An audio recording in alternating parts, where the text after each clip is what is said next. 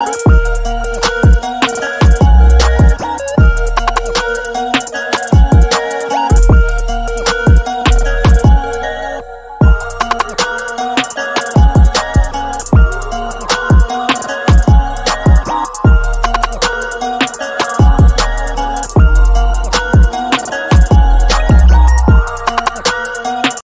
sequência à série de cortes do mês de formação sindical e cultural do Sindalesp, veremos hoje trecho da palestra proferida pelo Dr. Jorge Luiz Souto Maior, desembargador do trabalho aposentado pelo TRT da 15ª Região e atualmente professor de Direito do Trabalho pela Faculdade de Direito da USP.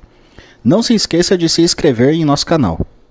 Quando a gente propõe um curso de formação sindical, a rigor a gente também está querendo qualificar tanto os dirigentes bem como a classe trabalhadora, porque o nosso instrumento de luta está nas nossas assembleias coletivas, né? E quando o trabalhador é bem informado acerca da conjuntura que o cerca, acerca dos direitos que o cercam, acerca do seu papel político enquanto agente próprio, isso tudo torna uma assembleia de classe mais qualificada. Olá, gente, boa tarde. Agradeço muitíssimo a oportunidade de estar aqui, ao convite que foi formulado pelo Sindalesp, né? E dizer que também é uma honra, né, dividir aqui a mesa com o presidente Felipe, né? Muito obrigado, Altamiro Borges, né? E grande referência, né, nas questões sociais no Brasil, e Eduardo Becker, enfim, é uma grande satisfação também poder falar, né, para dirigentes sindicais, pessoas, trabalhadores e trabalhadoras, né, ligados à luta sindical, à luta daquilo, como bem disse o presidente agora há pouco, né, a luta da classe trabalhadora, né? Isto é um dado bastante relevante.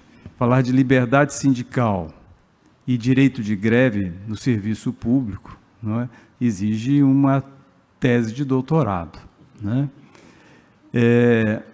Mas eu vou tentar, no tempo que eu estou pensando aqui, mais reduzido, vou analisar de um outro ponto de vista, né?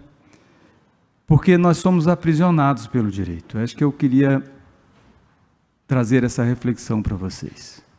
Porque muitas vezes nós olhamos para a ordem jurídica, nós, trabalhadores e trabalhadoras, né, querendo uma resposta jurídica para os nossos problemas.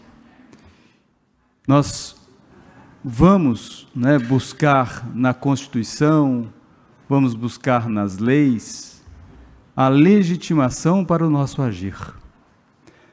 Mas vejam, as coisas não são bem assim. Muitas vezes nós olhamos para essa ordem jurídica num ponto de vista estático, né? E há história nisso. Nós temos que nos perceber no processo histórico. Outro dia eu estava estudando, eu acho que é uma coisa importantíssima que todos nós devemos fazer, né?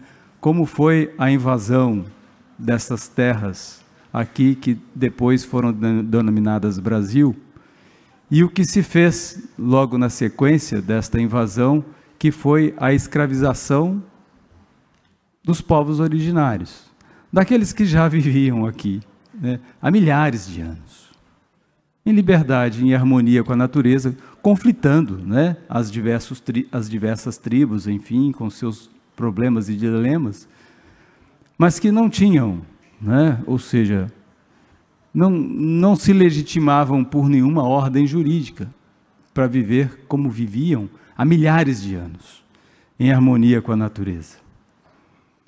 E esse modelo, né, depois da invasão, nós estamos vendo que em pouco mais de 500 anos a natureza já está quase que totalmente derrubada, né, acabada.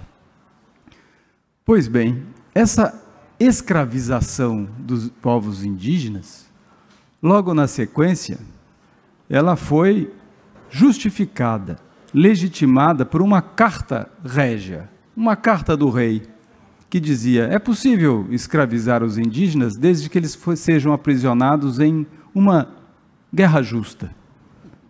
Pois então, né, os invasores se sentiam legitimados, havia uma lei, né, uma ordem real que permitia essa escravização. E foram muitas lutas, muitas resistências, as coisas não foram assim harmônicas, né, como muitas vezes se diz.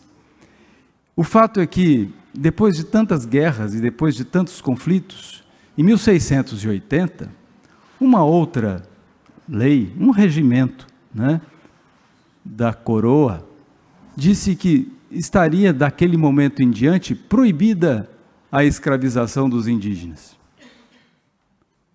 Aí você olha para isso e alguém vem e diz, a partir de 1680, segundo a norma tal, não foi possível mais escravizar os indígenas. Cara, não, né? Nunca foi. Não foi esta lei que disse isto, que passa a dizer, então, o que não é legítimo escravizar pessoas.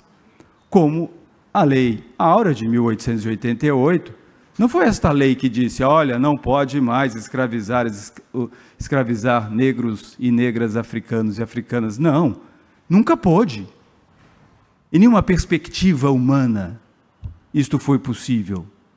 Só que nós imaginamos que são as leis que ditam as nossas condutas. Nós somos aprisionados por isso de tal modo que achamos que, inclusive, que foram as leis que autorizaram ou que passaram a permitir que façamos ou não façamos algo. E vejam, nós estamos falando de um modelo que hoje se rege estruturalmente pela ordem jurídica, mas é um modelo em que está lá presente uma divisão de classes, né, marcada por uma central luta de classes. E uma das classes é a classe trabalhadora. A classe trabalhadora que nas suas lutas, que com as suas mobilizações, conquistou espaços, limitou o poder econômico. E nós denominamos esses limites, né, denominamos essas conquistas de direitos. E aí, de repente, nós esquecemos de tudo isso e vamos falar, nós podemos fazer greve ou não? Vamos olhar a norma. Como assim? Foram os trabalhadores com as suas lutas, independente de qualquer existência de uma norma, que criaram os seus espaços. Trabalhadores e trabalhadoras que criaram a democracia, que criaram a possibilidade de voto, que criaram direitos que nós chamamos hoje de direitos humanos, de direitos sociais. Não foi a classe dominante que fez isso, que entregou essas limitações por si. Ela foi forçada a essas limitações. Então, o que eu quero dizer, limitadamente na questão temporal, é que quando nós nos perguntamos, servidores públicos têm direito de fazer greve? A resposta não será dada ali na lei X, na lei Y, né? Nós vamos dizer, temos direitos, e se a norma jurídica disser que não, nós faremos do mesmo modo. E faremos do mesmo modo, até por uma perspectiva que é também jurídica, que é a perspectiva de que todas as pessoas, todas elas, as pessoas, nesta ordem jurídica específica, têm o direito de lutar por sua vida e por suas melhores condições de vida. Então, se o trabalho é aviltante, se o trabalho inibe direitos humanos, aqui como foi mencionado, questão de assédio moral, de assédio sexual, se o trabalho é com baixa remuneração, se o trabalho é carregado de pulverização, de discriminação, de preconceitos, nós vamos lutar contra isto. E vamos lutar contra isto e contra toda a ordem jurídica que tenta nos impedir de fazê-lo. Porque isto é juridicamente possível e necessário. Direito a defender a própria vida. Agora, foi falado também da questão da pandemia, né, recentemente. o que se verificou no mundo real do trabalho? Trabalhadores e trabalhadoras se organizando coletivamente para dizer: nessas condições nós não vamos trabalhar. Sem máscaras, sem proteção, em ambiente que nos expõe a um risco de vida.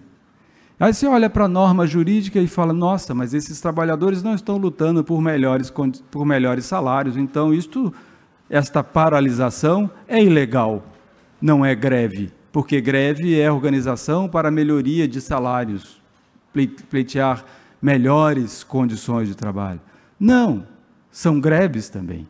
São greves nesse sentido de nós temos o direito de defender a própria vida. E não precisa de uma lei que diga isso expressamente. Essas greves foram chamadas de greves sanitárias, né? Pois enfim, mas não interessa o nome, né? São direitos fundamentais, direitos que nós temos, independente de que a lei diga explicitamente.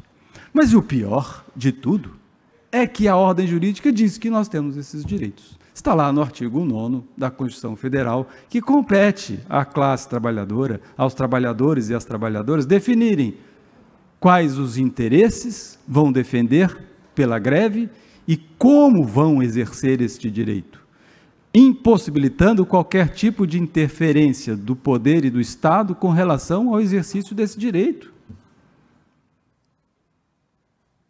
E aí, é claro, né, vem o Poder Judiciário recorrentemente dizendo: a greve é ilegal, a greve é abusiva, né? Logo na sequência as forças policiais estão sempre presentes, trabalhadores estão mobilizados para a defesa dos seus direitos. Vira caso de polícia no Brasil, né? Mas se os empregadores estão assaltando os trabalhadores, não pagando as horas extras, não pagando o salário, não fazendo, na polícia não vai lá para dizer aos empregadores: olha, vocês estão furtando os trabalhadores e as trabalhadoras. Sim, mas isto é compreensível que o sistema faça. Nós não devemos olhar para isso e ficarmos: oh, meu Deus, que absurdo. É compreensível, porque faz parte da estrutura repressiva da classe trabalhadora, né? O judiciário, né?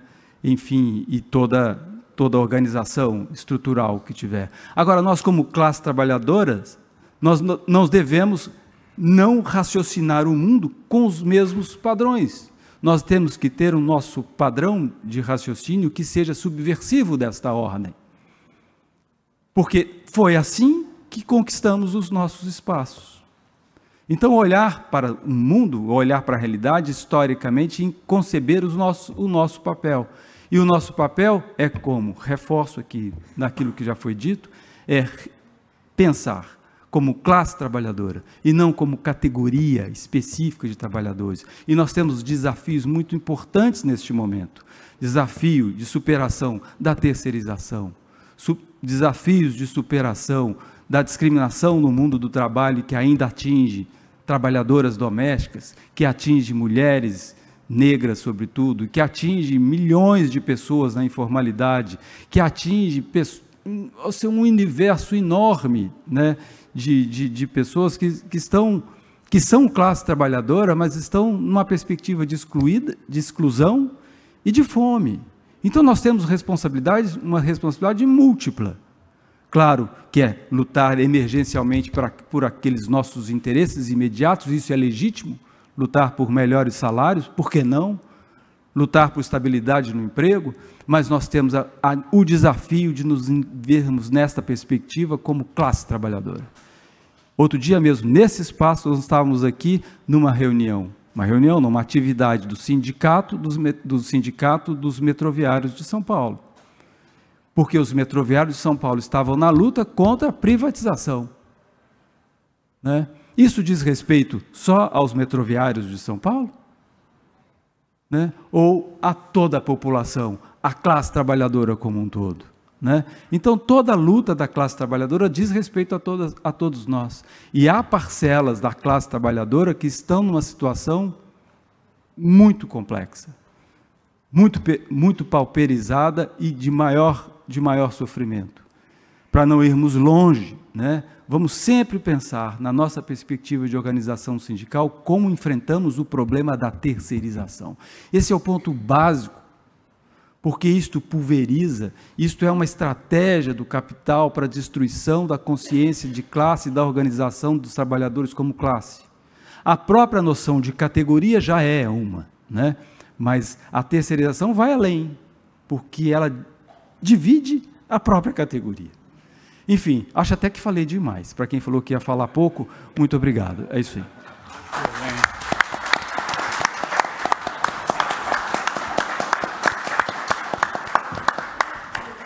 Professor Soutomaior, desembargador Soutomaior. Aposentado. Aposentado.